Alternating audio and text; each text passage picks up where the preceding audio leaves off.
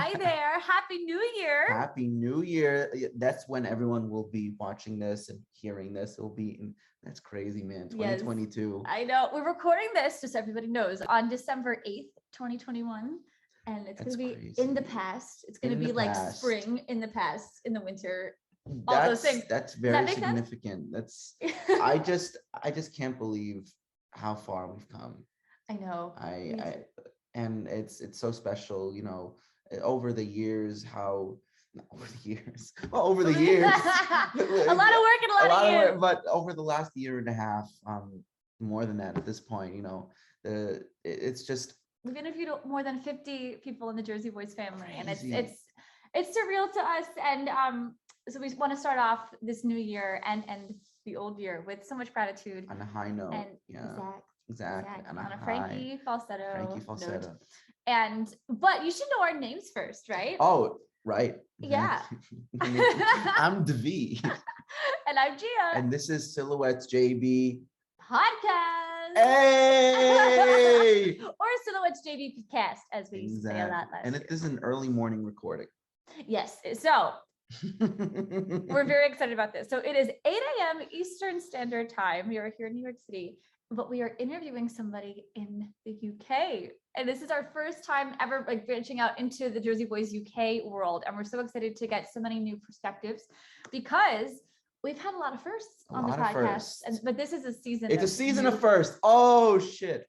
Exactly. There we go. Yeah, totally not pre-written. There it is. Yes. I added that last night in our rundown. Yeah, so we've had multiple Tony Award winners and nominees on our show. We even branched out to Gina Hutton, who was an actress in New Zealand. Yeah. Yes. Overseas. Of course, overseas. And so we got to learn how the Jersey Boys legacy has been like left, and it just continues to grow and grow, exactly. Going and going and going. Like the bunny on the exactly. Yes. And fill in the blank. Exactly. And in the Zoom studio today, that is the Zoom studio. I love that. I just Zoom studio.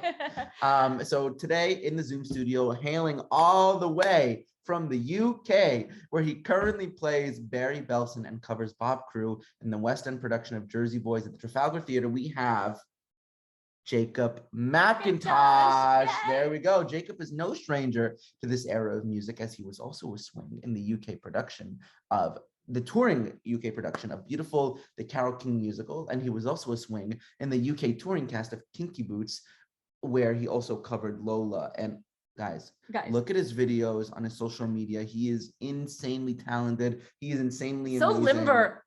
So jealous. Yes. Vocals limber, body is limber. It's just all it was all great. It was all great. Yes.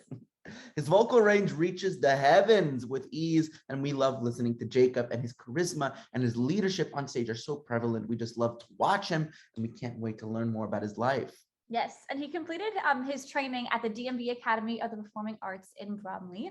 And over the years, he's performed in more shows, so including Seaweed and Hairspray at the Crewe Lyceum. He was in the ensemble and understudied Peter Pan in Peter Pan at the Stag Theater. He was dance captain. So Jacob, I'm a dancer, but let's talk about this too. He understudied Wishy-Washy in Aladdin at the Grove Theater, and he's in the ensemble in Sleeping Beauty at the Churchill Theater, and many, many more. And the coolest part is that he's only 28 years old. Young man. And I believe his birthday is in May. I think he's a Gemini. So we'll talk about that. There we go. He was also in a children's show on the BBC called The Saturday Show when he was just a wee lad. Yes, and we're so excited to have him on. He's such a wonderful person already just from meeting him 5 minutes ago. And this is a really, really special episode. So please welcome Jacob McIntosh. Woo! Here we go. Yay! Hello. Welcome. Thank you. So if you could tell our viewers and listeners, what time is it over there? Because they know it's an early morning recording here. So it's 1:15 in the afternoon here. So for me, it's fine. It's really good. Thank goodness. The things we do for the pod. No, please. This is so special. Yes, this is fun. I think when we were interviewing Gina Hutton, who was in a non-Dodgers production in New Zealand, they were like 18 out. I forgot how many, but I know that we record at 10 p.m. But it was on a completely like she was a different we day. were in a different day. She was in a different day. At least we're in the same. At least we're in the same day. Exactly. No, either way, it's so great, and we're just so happy to meet you and hear all about what it's like at Jersey Boys UK, because we only really know what it's like from social media. And by the way, social media is rocking. Social on the media Jersey is Boys UK rocking, right, isn't it? Really good. So we're here to hear your story and to celebrate you and talk about the differences between like the American Jersey Boys and the UK, because there's different dialogue differences and all that fun stuff. Yeah, I mean, thank God Jersey Boys is back in the West End, because so it opened in February 2008 at the Prince Edward Theater, and they actually switched theaters during their initial run in the West End to the Piccadilly Theater on March 15th, 2014, which was the same day that John Logan Young started his run as Frankie Valli over there. And now Jersey Boys is back on top, man. It's like they got New World Stages, West End at the Trafalgar, the UK tour, the US tour, the cruise, God knows what else is in the works. So it's like that's five. That's talk about a legacy show, man. Yeah, no, it's such a blessing. We're so happy that everything is up and running. And also, just for our American listeners, know, so when we say Jersey Boys UK, so if you look on their Instagram and social media, that includes the West End production as well as the UK tour. So it's going to combine both of those things. Exactly. And so oh my gosh, there's so much to get into. So we're all about the deep dive. So Jacob, when you were 2 years old, how like, what did you do on January 14th, 1995? No, no, I'm just kidding. Let me just think. Just kidding. You were already preparing your first solo. Yep. No, I was. Yeah. I'm sure you were. So no, just kidding. So sorry. Where did you grow up? Where did you go to school? How did you catch the theater bug, the music bug, and just tell us a little bit about your upbringing and everything. Yeah, so I grew up in a place called Oxted, in a place called Surrey, which is about 50 minutes from London. Do you know I know it? Surrey. Yes. Well, from the movie The Holiday. Have you seen The Holiday? Okay. Yeah. Yeah, we'll take that. Yeah. That's all I know. Okay, go ahead. Continue. Sorry. So, yeah, a place called Oxted in Surrey, quite a small town. The funny thing is, quite a few people from Oxted have actually gone on to do shows in West End. So a few of my friends from school have actually been in Les Mis, Thriller, those kind of things. So actually, it's quite a small town, but we've all kind of done what we wanted to do, which is actually great. It's kind of a lot of countryside, which is weird when I moved to London. It was kind of very different, just loads of city vibes. But yeah, school-wise, I went to a place called Oxted School.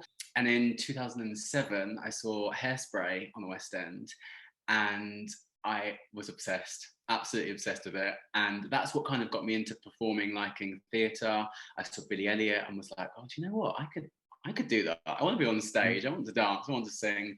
And from that moment on, I kind of just knew that's what I wanted to do. So then I trained at a performing arts college and got an agent from that, and then started auditioning, and then here I am. Yes. Did you take any private lessons before you went eventually to D&B? Yes. So I did ballet, tap, and jazz. And that kind of got me into knowing the basics. Do you know what I mean? So I didn't go into college kind of not knowing anything. So yeah, that really helped. I had singing lessons when I was younger as well, which kind of definitely helped.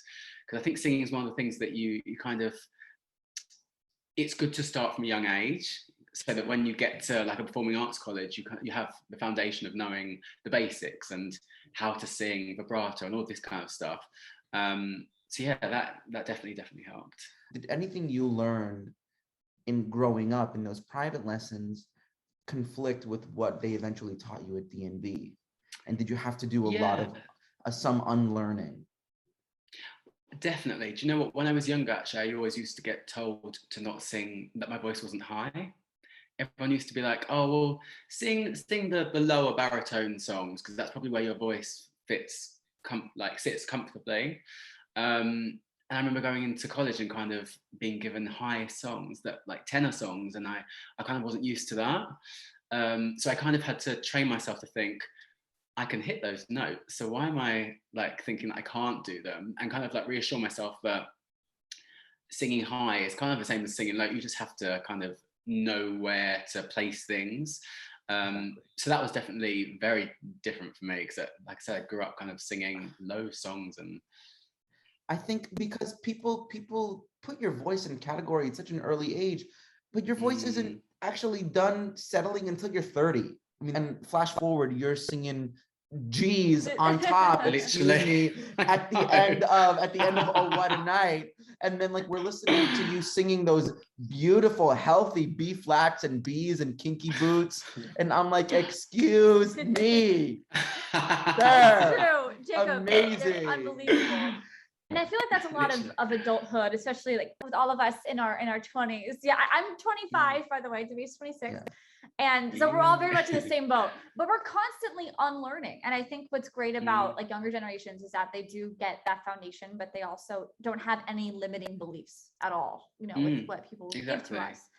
So I think the world is on the right track. And I think that's I think Bob Gaudio kind of provided that. I think, always tying it back to Jersey Boys, I think Bob Gaudio kind of provided that, and Bob Crewe kind of provided that unlimiting belief. Well, once I think Bob Crewe kind of got on board with what was going on. So do you think that, do you, Jacob, think, you know, in your time having done the show, that those key characters like Crewe and Gaudio really provided that, hey, there's a lot of different things that we can do here. Let's kind of like shoot it into the sky.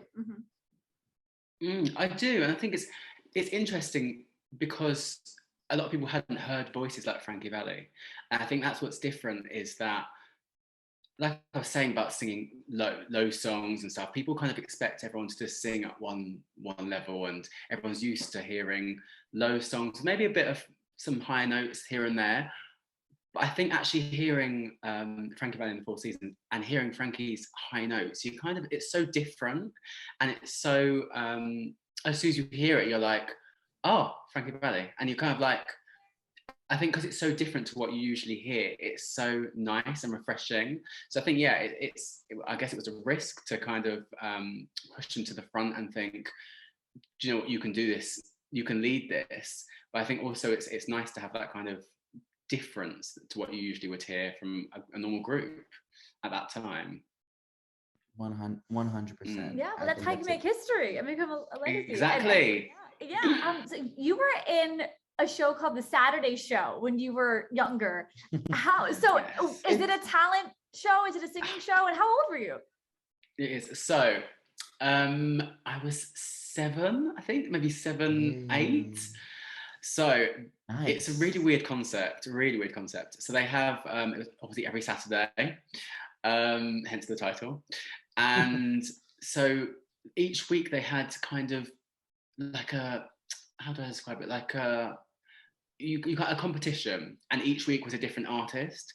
So there was like a Britney week, there was a Whitney week, there was, do you guys know, yeah, it was so strange, but also really, really cool to do. Do you guys know Westlife, the band? No, probably just over in the UK. But I entered to do the Westlife karaoke week. So they're just like, they're a band, and they've got some songs that I used to like. And being 7 years old, I obviously didn't think I'd ever hear back. I don't know how how it went through and how I got the audition through. But anyway, I got onto the show, turned up with my mum. She was like, you can do this. I was a 7-year-old me, literally like going into a TV studio, like so frightened. And I basically sung, there were 4 of us. We sung one of the Westlife songs. I won that round. I was like, yes, amazing. Came back the week after for the final and came second. And I remember my face, I was like, oh, I didn't win. No. But then you kind of think, I'm 7 years old. Like everyone else is kind of like 10, 12. And there was just this like a 7-year-old me just on stage, like, but yeah, that definitely I got a lot of what's the word? I kind of just felt like I'd achieved something. Yeah, got a and lot I of definitely, confidence. yeah, the confidence definitely was boosted in that. Even though I didn't win, it was the taking part that counted, and it was really fun. Yeah, really good. So yeah, 7-year-old me singing on TV. It was fun. Hashtag Yeah. 7-year-old me singing on TV. We love a rhyme. Hashtag booked and blessed, sir. Exactly. Literally. We love it. So did you grow up listening to the Four Seasons, doo-wop, rock and roll? Do you know what? I was thinking about this the other day. My mum used to play the Four Seasons quite a lot, and at the time, obviously, I didn't know who they were until I got a bit older. But I can hear Sherry, not just because I hear it every show, but I can hear it when I was younger. I can hear my mum playing Sherry and me being like, oh, this sounds really nice, like not really knowing much about it. And then full circle, here I am now in Joseph Boys, listening to Sherry every night and singing. When we were talking to Ron Mm. Melrose, he told us that when they were writing the show and they were putting the arrangements together, they were like, the world has sped up, since between 1964 and 2004. So when you first came into, or I guess both when you first saw the show and when you first came into the audition room and you were hearing the music, what did listening to the music and listening to these faster paced versions, how did that make you feel? Like what did that evoke? I think excitement is actually is the kind of word that I think that comes to mind. I think when you hear songs that you hear the original and then you hear how it's changed to now, you kind of get that excitement. And I think the Barry Belson speech that leads up to Sherry, it kind of really fits because you've got the fast-paced speech, which then goes into a burst of Sherry, and you're kind of like, oh yeah. I think if it had been slower, it kind of would have been, you'd have the speech, and then it would be a slower version of Sherry, which is kind of contradicts. It's not how I would have seen it, and I think the fact that it is faster kind of gets you into the mood because you're like, oh, everyone's like, I know this song, and then they get really into it. But yeah, excitement, I think, is kind of the word I would use to explain how I felt. And it also shows the excitement in Bob's belly that you could feel like he was so excited about it. So I feel like that's, in a way, it was giving us more insight into how Bob was feeling, like getting ready for this to get pushed out. I love that. Did you see Jersey Boys before you auditioned? I did, yes. I saw it with a friend at the Prince Edward, and it's so strange because there were some bits that I had remembered and some that I hadn't. So then when you get into a rehearsal room, you're like, oh, I remember this bit. And then it gets to the next scene and you're like, do you know what? I don't remember this. And it's so strange. One of the main things that I remember is Can't Take My Eyes Off You, obviously, because that's such an iconic part of the show. But weirdly, the scene in the car with the gunshot, I have no idea why that stuck out in my mind. But I remember getting to rehearsals and I was like, I know this bit. So strange, but yeah. I love it. Well, so have you watched a lot of mafia movies? Do you know what? No, not that many. So it's maybe that's why it stuck out, because it might have been something you've never seen before, and it's so jarring. Well, for me, of course, so I grew up watching My Cousin Vinny. That was the first movie I watched. I grew up in Goodfellas, Casino. All of those were like part of my upbringing. So I'm like, oh, it's funny. I'm like, oh, I would never think that the gunshot would what are you talking about? Too much violence. I'm like, there's no violence in this. Like, what are you talking about? I mean, Goodfellas starts with a stabbing. Exactly. It starts with with the stabbing. In the trunk of a car. In the trunk of a car with a bullet in your head. Exactly. That's the homage to Goodfellas. What was the, so you love the car scene. What were some of the other moments, if you remember, when you first saw it, that stood out to you? I definitely remember Boyfriend's Back, which is so random as well, because out of all the things, like I think now, because I love the song, I love the routine, I think it's great. But those Jersey girls, I remember literally, and I think that's one of the reasons, because it's a very male-dominated show. To then when the females came on, I was like, oh, okay, this is nice. Like, it was a real contrast to kind of the rest of the show. So yeah, I definitely remembered that. A salute to the Jersey girls. Yes. Yes. It's just nice. Yeah, I think Can't Take was definitely one of the main things that I remembered, just because it's such an iconic song and you could feel the audience. I remember even when I went and watched it the first time, you could feel the audience really getting into it. And as soon as it starts, you're like, you see people next to you like, I know this song, and everyone starts getting into it. So yeah, that's the main things that I remember from it.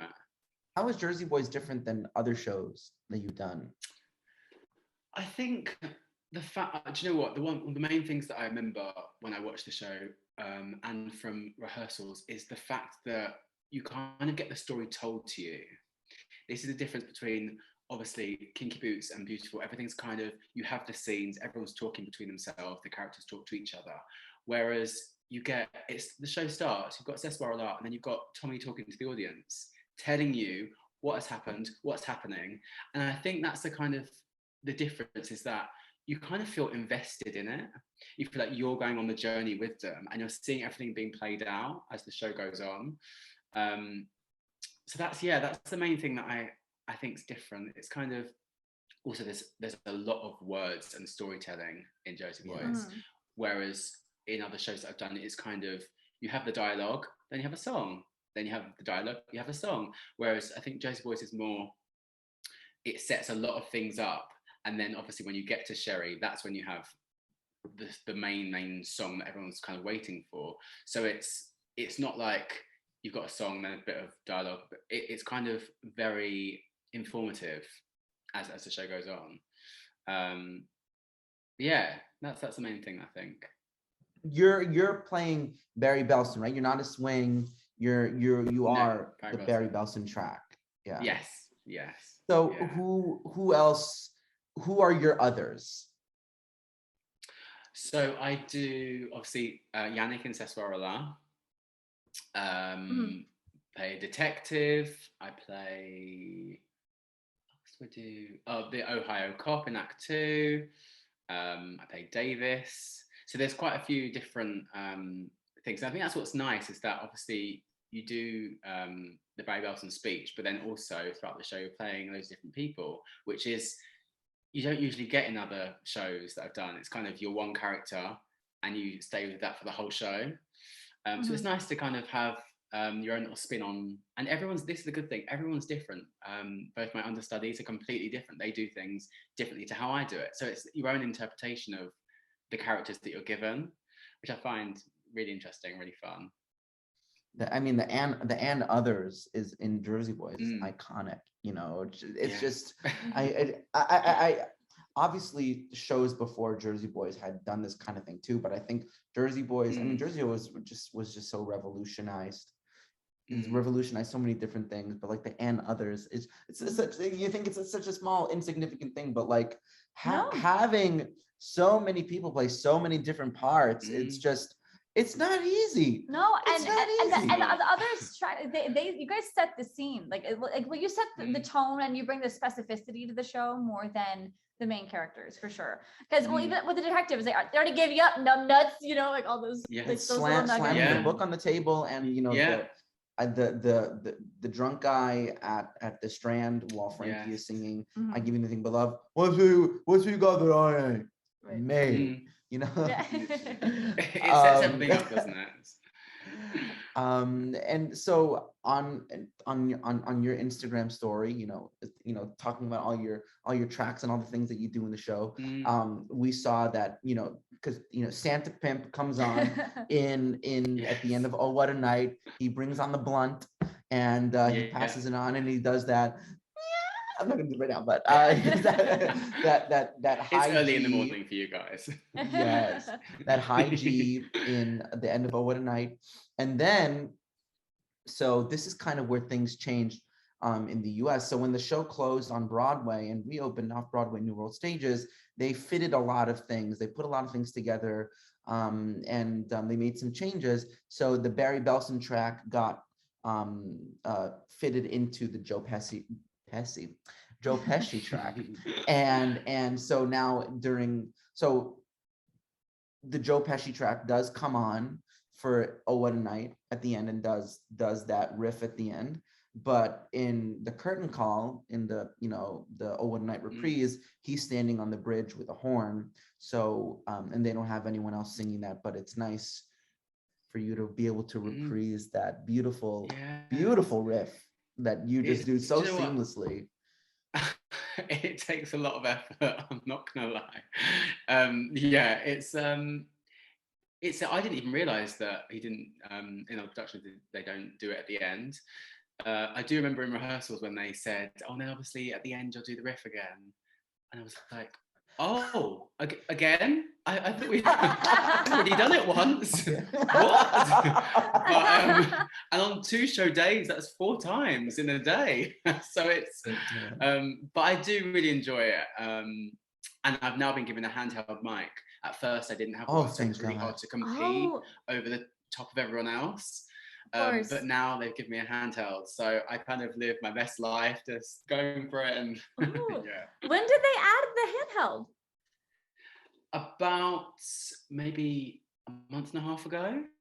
I think it just got to a point where so I couldn't really hear myself, and all I could hear was other people, so it was difficult for like sound-wise to balance it. But as soon as I got the handheld mic, I could actually hear myself, and yeah, it was much easier. Do you especially when you're doing that riff, when you're going into that G, which is in a completely different register, and going back down to that F, transitioning back down to that F, how do you traverse those 2 registers? Like, I mean, during the whole show, but especially during that one specific part, how do you work on it? What kind of exercises do you do to really blur the lines between those 2 registers? So for that riff, I don't actually know if I'm actually supposed to, but I do it all in one breath. So I kind of I take a bit of a quick breath, but also quite a deep breath before I do it. And I don't know if you've seen, or you haven't seen the actual scene when I do it, but with my hand, I kind of do like with this with my hand as I'm going up, and then as I'm coming down, my hand comes down. And for me, for some reason, I link the 2 together. So like I get to the top and then I come back down. So that's what I'm thinking about. I mean, there's sometimes where I'm like, I'm actually not sure what's going to come out because I start off quite low, and obviously it goes up high, and then it comes back down. I think that's the hardest part for me, is the coming back down, because you've got to the top and you're like, oh no, I've got to go back down. But it's just kind of like, I think now it's in my body. I think at first it was quite hard to kind of get used to it. But yeah, now it's. Where is your passaggio, if you don't mind my asking? Where's your passaggio? Your break, your vocal break? Oh, so do you know what? It's really difficult with me. I don't actually like belting at all. Everything I find things so much easier in a mix or a falsetto, which is why this show is actually strangely really quite good for me, because a lot of it is in falsetto or a mix. So you'll sometimes hear in the last riff that I do at the end, because it's so loud over the handheld, you'll hear me go like and then it gets to a point and I'm like and I flip it, obviously. Flip into that mix, yeah. So for me, it actually sometimes depends on if it's a matinee or if it's an evening. Sometimes I can go straight up and it's like, yeah, it's done it. But it kind of just depends on where we are show-wise and where we are. For sure. It's vocal choreography for you to come down. Oh my God, like, it is. Yeah, it really is. Absolutely. Like especially when Frankie has to do the splits, like the hardest part is going down to do that. You know, for you, it's going down for that riff. Yeah, I mean the Frankie splits as well. It's the getting back up. I'm like, I'll be stuck down there. Like, for me, I actually what looks the most difficult part to me is actually the microphone thing. Like when you have to like Yeah. flip Oh your my leg over that. God, I still don't know Yeah. how that's done. I need to figure that No. out. Yeah, when they were doing when they filmed that promo of your four guys on the roof, they all Yes. did Yeah. that. They all did that thing that Yeah. was coordinated. Fun touch. Yeah. And you were mentioning so your director changed like it gave you the handheld mic a month and a half ago. Was that John Emmanuel? So it actually wasn't. So yeah. So a bit of context of John. So John joined where I went to college a year after I left, which is really sad. Okay. So I never got to work with him before I auditioned, but obviously I knew of him.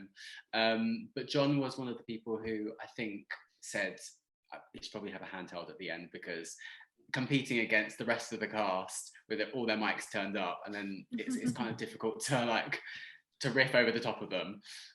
But yeah, John, so he's our director, who's actually moved on to Dear Evan Hansen at the moment.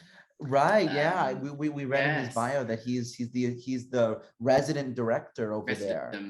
Yes. Yeah. So luckily we had him. So he set up the show with us, which was great. And the knowledge that he has of the show, because he's worked on it for so long, is great. It kind of He was an associate director in the West End for years, right? Yes. So it was nice to have to like work with him. And then once we'd opened, he stayed with us for about a month and a half, and then went on to Dear Evan Hansen again. So yeah, it was great to work with him.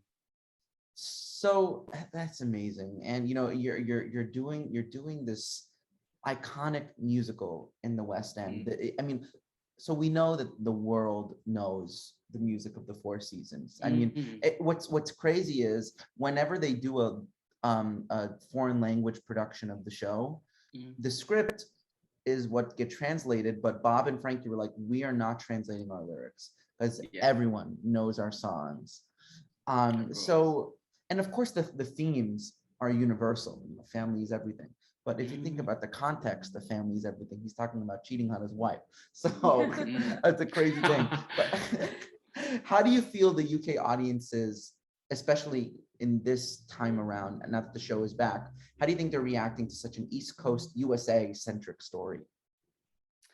You know what, I think the main thing that I get from the audience watching the show is that the whole of the first half, they're kind of on the edge of their seat, leaning forward to get all the information, soaking up all the information, which I think is great, because you kind of have to. The first half is kind of set up, or especially the first part of the first half, with all the information that you get, it kind of tells the story of how things are. So everyone has to kind of listen. So I think at the beginning of the show, I think they get a bit confused with Sessuara. They're like, what's happening? What's going on? And then as it goes on, they're kind of like leaning in, like, oh, so finding out all the information as to like how the songs came about. And then you can kind of see in Act 2 the change, where they're kind of sitting back because they're like, so we know everything that's happened. Then they hear all the different songs in Act 2 and they're like, oh, we know this one, we know this one. So I think it's kind of a balance of listening in the first half and really getting into it and kind of understanding what's the plot and everything that's happening. And then when the second half comes around, they kind of ease into it and they're like, oh, do you know what? Yeah, I know all of this. I know these songs. And yeah, I think they really do take to it, but sometimes it takes a few moments for them to kind of listen and know exactly what's happening. I did a show watch a couple of weeks ago, and obviously I already know the show, but it was so nice to be able to watch it from out front and to be like, so I hear what I hear backstage, but I don't always see the staging. So the scenes that I'm not in, I don't ever get to see. So it was really nice to kind of listen and see and be like, oh, this all makes sense now. So I think that's from an audience perspective. And I think we're kind of a little reserved over here sometimes. So they're not sure whether they clap or whether they cheer. And then it gets to Act 2 and they're all just like, oh, okay, we can. Then they're on board fully. These songs. And then and then at curtain call, they're all on their feet. I don't think there has ever been, I don't think there's ever been one performance that I've been to where the audience isn't just on their feet for curtain call, for curtain call. So then everyone is already on their feet for the Oh What a Night reprise. Yeah. I mean, there's and he's seen the show 25 times. So That's true. yeah. It's amazing. Yeah, so well also and also in ways to make the show more accessible to a UK audience, because it is, I'm sure it is very difficult, like just like really getting on board in the first act. I can see it being hard if you're totally new to it. Rick Ellis and Marshall Rickman did change some lines to make it a little bit easier to understand, like the pure specific Jersey American jargon. So and for any US fans who make a trip over to the UK to see the show, you'll notice these two differences.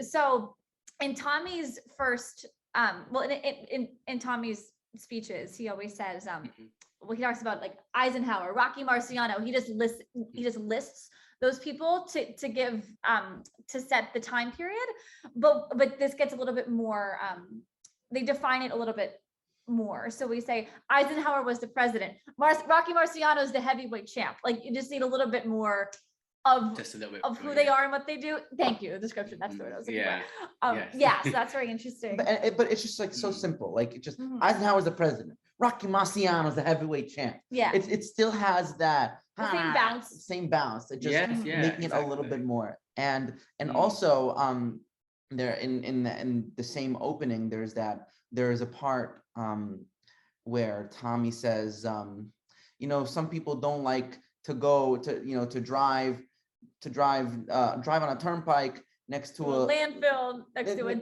to a dump to cheer for a team that's from New York anyway. Did I mess that up?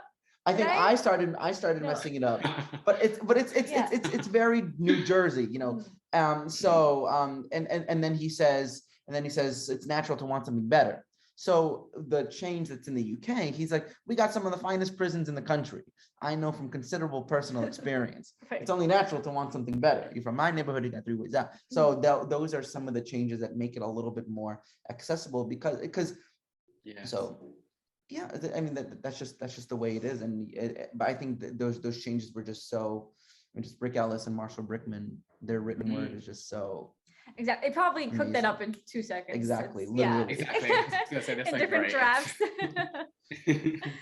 So we'd like to take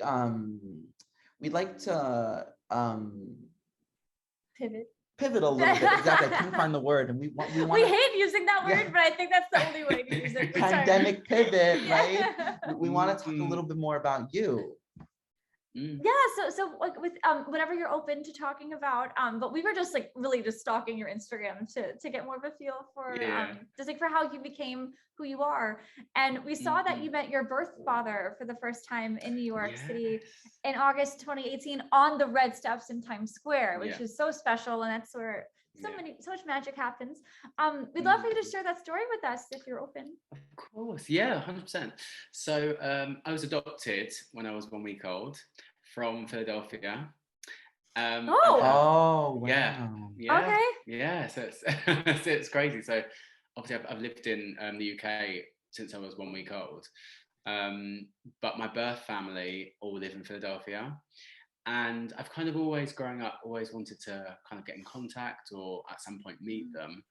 And getting a long story short, I was out for a meal with a friend once, and he was like, have you ever looked for your family on Facebook? And I was like, no, I actually haven't really, never really thought to do it. Probably one of the easiest ways that you could do it, but I've just never thought about it. And he basically typed in my dad's name and found my dad within like a minute. And I was like, oh, wow, okay. And then started finding more of my family on.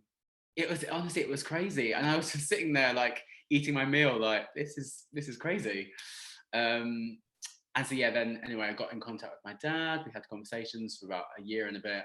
And one of my best friends, we were on a break from, was it KINKY? From Beautiful. I was about to start KINKY Boots. And she was like, I'm going to New York next week. Do you want to come? And I was like, oh yeah, why not? Might as well. Messaged my dad saying I'm going to be in New York this time. And he was like, okay, amazing. And yeah, we casually met up in New York for the first time ever. Wow. It was one of those things where on WhatsApp. Do you guys have WhatsApp? Do you use WhatsApp? Yes.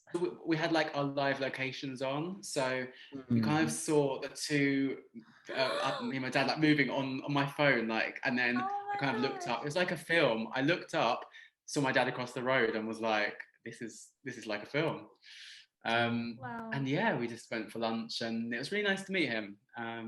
So strange, obviously, knowing that he's my dad. We've got completely different accents, had completely different like growing up like stages, but yeah, it's really, really nice. Really nice. So how do your friends and your family that have come see the show, especially the ones that are seeing it for the first time, what do they think? Do you know what? A few of my friends from college went to see it week before last, and some of them had never seen it. And the first thing they said was, it was so slick. They were like, everything is done so well. And we had this in rehearsal, even picking up a chair, we have to pick it up in a specific way. And at the time in rehearsals, you kind of think, but why? Like, why don't you do that? And then you see it, like, do you know what I mean? And then you see it on stage and you think, that is why, because everything flows into the next scene. The transitions are done so well. And I think that's one of the main things, is that shows can look messy, or if you've got one person that's doing something different to the rest of everyone, it kind of, your eye is drawn to them. Whereas I think with Jersey Boys, watching the show as an outsider, if you haven't seen it before, one of the main things that people always say is, oh, it just looks so slick, and like everything is timed so well. And I think that's one of the main things that I love about it, is that it's different because everything has been thought about. Like I said, even to moving a chair, which it sounds funny, but it's actually just so clever, and it just looks so great. How fun is it to be in that rolling chair? Yeah. Being rolled into. That's the funniest part for us. That's talk about slick. Listen. Do you get scared? We actually had two different chairs. So we tried out one of the chairs, and it was not working. I can't remember whether as soon as you get pushed on, it pushes you back. So then as soon as the whole chair just goes over. So we got rid of that one. Friction. It's awful because you're about to do a scene, and you're like, the scene started and you're like on your back, like. But yes, not ideal. But I do actually now. I really enjoy it. I do quite like it, and the audience always laugh because exactly. And the audience don't expect it, and I think that's the best thing, is that you kind of just fly on, and you're like, the scene started, and everyone's kind of like, oh, wasn't expecting that. Yep. So yeah, it's nice. The first time anyone rolls on, you don't even really notice it. I think when Lou the accountant comes on stage right in Act 2, I think that's the first time anyone kind of really rolls on. But then obviously they have you flying from stage left. Yeah, you're like, ooh.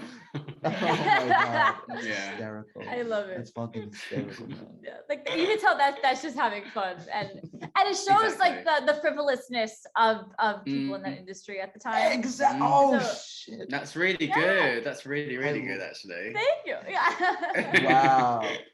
Wow. It does. I love that. Yeah. Whether it was, but that's the thing. It's like you can't. That's why we have to ask everybody. Like, was this intended? Am I looking into this too much? I don't know. But that's awesome. Okay, so all right. So we had Barry Belson. So with Swing Life, you're no stranger to Swing Life. You have 13 tracks in Kinky Boots, multiple tracks in Beautiful, and we have so much love for swings. It's the hardest job in the industry, arguably. We recently, so me and Gia not anymore, but we both were working in real estate, and so there was an actor in New York that we really helped him get an apartment, and he's a swing in a show on Broadway right now, and we really had to help him get that apartment. And because people think of like it's like, oh, you're a swing, you must not only be getting paid for when you're actually on, but really, I mean, you're getting paid whether you go on or not. You know. Exactly. So what I guess, how are swings like received in the UK? Is it for here, it is like respected in the industry, but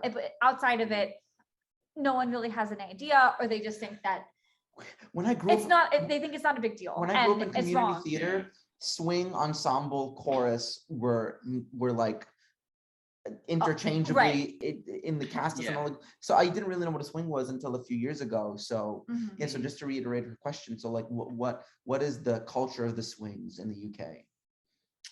I think as we move forward, it's getting much better over here. I think we've got on Twitter, there's a page called West End Understudies, which literally promotes all swings, covers, alternates, standbys. And people now check daily to see who's on in shows, which I think a couple of years ago, it was still a big thing, but now it's got much bigger. I think shows like Six, who have alternates now, and Superswings, have really pushed it now because people are now going to see the alternates. They're going to see the swing. Do you know what I mean? So it's kind of, people now, it's not like, obviously you've got the main cast who are obviously great, but then you've also got the alternates who are equally as great, and the swings who are equal. Do you know what I mean? So it's, and I feel like when I got Beautiful the first time, some people were like, oh, so you're a swing, so does that mean that you weren't good enough to get the role? And in my head, I thought, that? I know, it says, but it's people that didn't know the industry and thought, oh, so you're not on every show, does that mean that you aren't able to do all 8 shows a week? And I had to explain to them and say, in the nicest possible way, usually swings have to know multiple roles, which means that they're more valuable to have because they're off stage. If anything happens to any of them, any of the main cast, then obviously they go on. So I think until you know that, you're kind of like, oh, okay, fair enough, that makes sense. And they really are the backbone of a show. We couldn't do Joseph Boyd without the swings. Like the swings are, especially with holiday, because when you're in London, you have 4 weeks holiday in the year. So if you're off on holiday, someone's got to cover your role.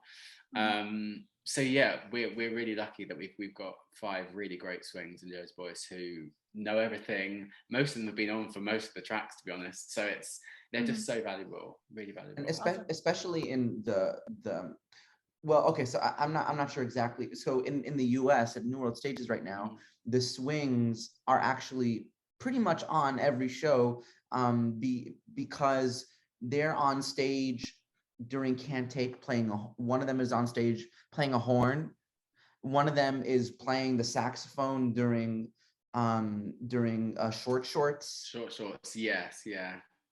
So they're actually on you could consider them on stage and off stage swings. But you mentioned super swing. What's a super swing? So I think Six have come up with that term, the super swing. One of my best friends actually has just been cast in the West End production as a super swing. So it means, so you've got the alternates who I think cover 2 of the Queens and Six.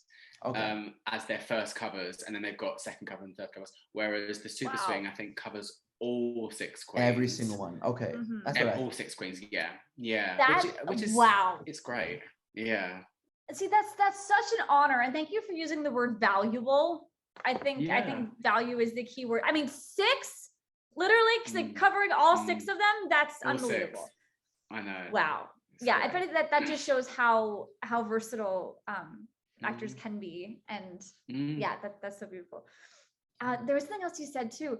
Oh, so in the UK you get 4 weeks off? Yes. So that's beautiful. So what is it in beautiful? 2, I believe. So 2 vacations. Yeah. So we're not sure exactly what's built into the contract, and there is a difference between Broadway and off Broadway too.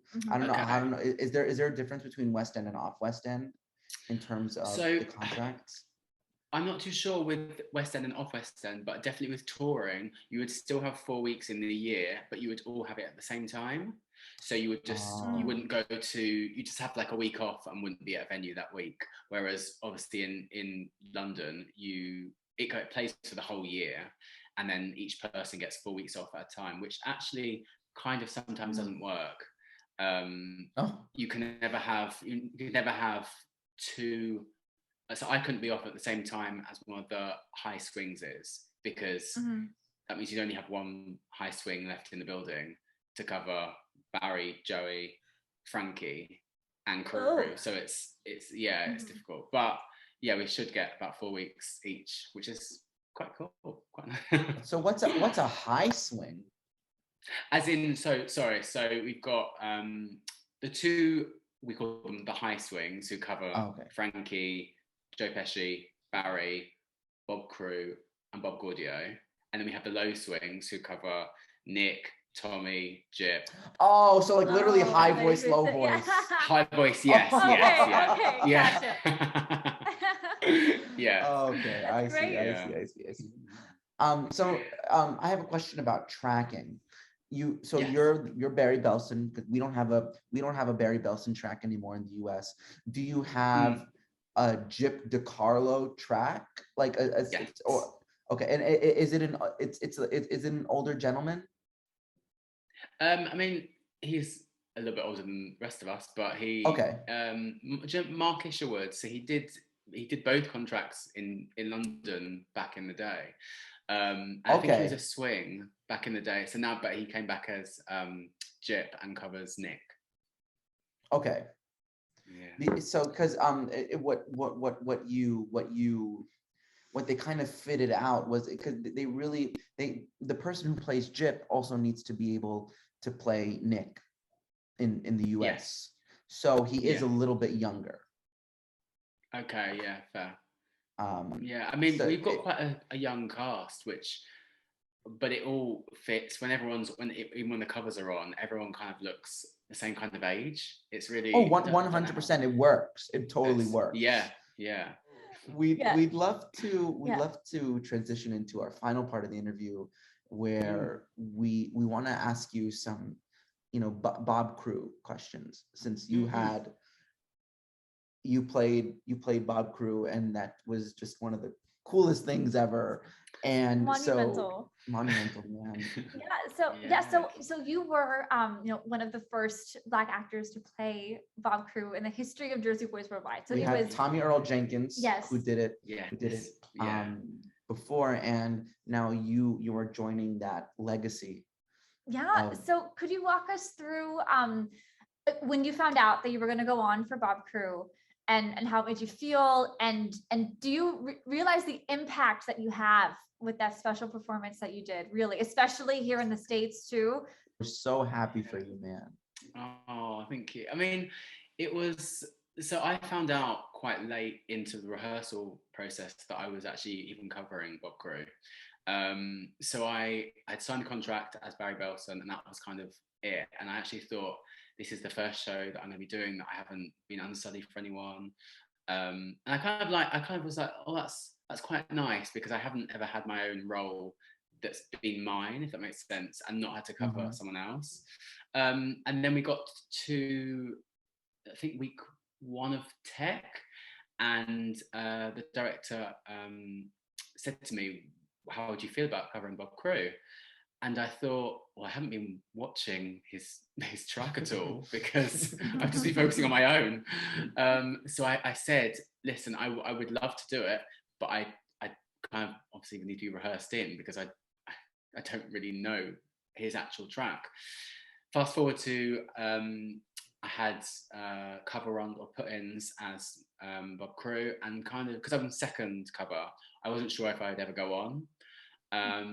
And it was a 2-show day on a Thursday, and I think some people were ill, and we had the second cover was on for Frankie for the matinee, and I was going to do just one show as Bob Crewe for the matinee. However, then he ended up going on for Gaudio for the second show. So I got to do 2 shows as Bob Crewe, which is great. Wow. All right. 2. Yeah, I was like, so the first one, I was 2-show crew. So yeah, I got the phone call in the morning saying, how do you feel about doing Bob Crewe today? And I was like, sure, like, yeah, I'll do it. Sure, I'll do it. Literally, I was like, I can't. What else can I say? Like, so that, yeah, I got through the first one. It was a massive blur. Like, I came off at the end and kind of was like, I got through it. Perfect, like I'm happy. And then the company manager said, are you okay to do the second show as well? And I was like, do you know what? I'm actually happier that you've asked that, because some of the things that maybe I didn't feel as confident in the first one, I could then rectify for the second one. And you know what? I just had a lot of fun. I just really enjoyed it. It got to the end of the day, I was worn out. I was so tired just from my brain on overload. And also for both shows, we had to get someone. The cast was down due to illness, so we actually had to get someone who had done the show in town and on tour to come and do Barry. So he was asking me questions at the same time as I was trying to go through the Bob Crewe track. So it was it was a very busy day, I'm not gonna lie, but it was so fun, and I did feel a little bit of pressure, just because I feel like sometimes people see online, oh, someone's on for this part, and I wanted to do it justice. I didn't want to go on and just be like average, do you know what I mean? Just be like, oh, whatever. But I kind of felt like I had big boots to fill, basically, and I had a really good time. It was just nice to go on and do something that was different to Barry. It was nice, really nice. And such an iconic man is Bob Crewe. I mean, an icon in the gay community. Yeah, we're here too, and and well, plus he brings the life to the show. Like, I would say most of the laughs that are written are Crewe lines. Exactly. I think one of two of our favorites are, one is this is the music business, Bobby. These guys don't have mothers. Yeah. It's just so abrupt, but so like, it's you have to laugh, because it's just like, oh, fair, like, okay. Yeah. We haven't even asked, how do you feel about doing an American accent? The dialect, yes. Do you know what? I actually feel okay, because my family have as in back in America have American accents. When I hear them talk, I'm like, oh, okay. And we had like, it's nice to hear everyone else in the company doing it. So but sometimes you kind of forget, because you're obviously talking with a British accent, and then suddenly the show starts and you're like, oh, right, okay, gotta switch it up. But I enjoy it. It's nice. That one and the finger. Yes, the pinky. Yes. And the slow look around, like, oh. It's great. Well, isn't it? So how were you directed to bring it down and look around? Because I'll be honest, when I saw it again last month, I was like, why is he doing that? Like, is it because he doesn't want people to think that he's acting a little bit more feminine, or was it just like, okay, I'm gonna sit down? So how like, symbolically, how were you directed to do that part? So because my pushing was quite quick. It was kind of just like, here's what you do, here's movement, here you go, here you do this. I think for me, I kind of play it like the awkwardness. So it's like he said it, and then it's like, oh, I said that out loud. Right. And now everyone's looking at me. I'm just gonna put my finger down and kind of just move on with the situation. But I think some people have played it differently. Some people have played it like, oh, was that too much? Or do you know what I mean? I think everyone has their own interpretation of it. But I kind of go for the subtle awkwardness, like, okay, let's just move on. So I love it. And so with the West End Understudies Twitter, that's how we originally saw it. And then it was on Twitter first, then it went to Instagram. How did you feel putting on that costume for the first time? Who sent that picture in to support you? All like that part of the story. So from my cover run, I got to take a photo in that costume, and I just was like, oh, do you know what? West End Understudies are so great. As soon as someone makes a debut and they've got a photo, they'll post it just to kind of let everyone know what they look like in the costume. And they just messaged me saying, have you got a photo in costume? And I thought, do you know what? Actually, I have. So I'll just send you the photo, thinking I didn't think they'd actually post it, and then they did, and then people were like, "Oh, great! It looks so great on you." And the response was really lovely, actually. And I think that's kind of, I read a lot of the tweets in between, which I wouldn't usually do actually, but I read in between the shows. And people would send me messages saying, oh, we saw the matinee today, you were so great.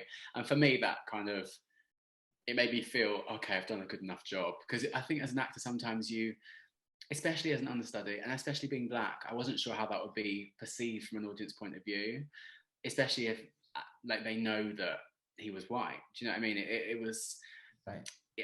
I was nervous myself as to how it would come across, but I got really nice replies and responses, so it was really nice for me, and I kind of felt, okay, I've done it justice. Yeah, so the rave reviews from what we heard. Yes. Is there any footage? No, I'm just kidding. Do you know what? I don't even know. I mean, who knows? Who knows? If you find any, please send it to us. We would love to post it. Love to see it. I will love to see it. Yeah. So with swing culture before, you mentioned how things are definitely getting better in the UK. But of course, also with in the past year and a half with the Black Lives Matter movement, you know, like really back on really strong.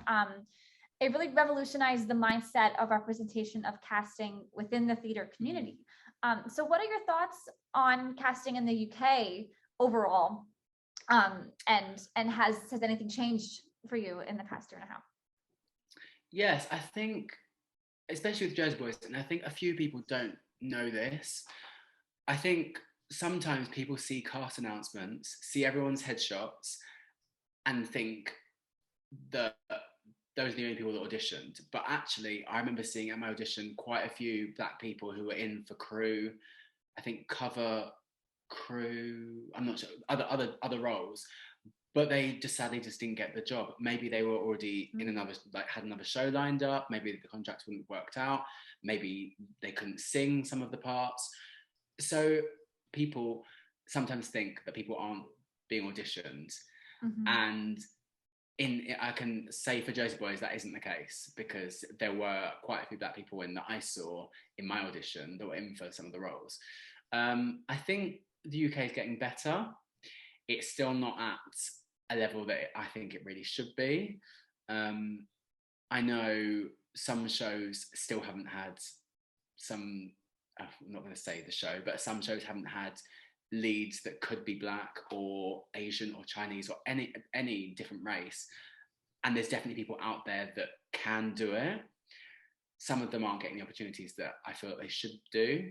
But I think a lot of it is either producers not fully going for it and believing that they want to make the change first. And then sometimes it's that actors and actresses are booked up. Like they're already in jobs, they've already got things coming up, and they can't do a year-long contract. So I would say the casting for shows is getting better. And sometimes I see cast lists and I think, finally things are changing. And then you see other ones and you're like, oh, if only you had have just kind of been brave enough to kind of think, oh, do you know what? This has always been played by someone who's not Black or whatever, but actually we're going to give them a chance. And that's what it is. It's just being brave enough to take the step to think, listen, and it's when you say it, sometimes it's so stupid because it's just so silly because it shouldn't matter. But things like Frozen, now we've got the first cover, Elsa is Black, and she is incredible, and she deserves that part, so like to be covered, like, and it's great because it's finally like you go to the theatre and you don't, and it's nice for children to go and see it and think, oh, look at Elsa, like, and no one says anything about it. Do you know what I mean? So it's not as if it's like, oh, why is Elsa Black? People are on board with it because she's so talented and because she deserves that role. So it's just about taking that leap and kind of just being brave enough to do it. And now the beautiful news on Broadway that Brittany Johnson. We saw you shared it yesterday too. It is beautiful. I think this is a great place to wrap up. This has been another episode of Silhouettes JV podcast, hosted by Gia Doxey and David Benari, with our special guest today, Jacob McIntosh, who plays Barry Belson and covers Bob Crewe in the West End at the Trafalgar Theatre. If you are in the UK, if you are in the West End, if you are in London, go to the Trafalgar Theater and go see Jersey Boys on the West End. We hope to be there in the new year very, very soon. Ooh, that'd be great. Guys, follow Jacob McIntosh on Instagram. It's J1993. Follow Jersey Boys UK on Instagram. Follow us, Silhouettes JB Podcast _ on Instagram. Find us wherever you can listen to podcasts. Find us on YouTube. Like, comment, share, subscribe, please. We love you guys so much. And thank you for keeping us going. Really, exactly. And like the bunny on TV with a battery. Exactly. And Jacob, a salute to you. Yes. Absolutely. My water. Hey, so do we. Stay hydrated. And we're out. Oh.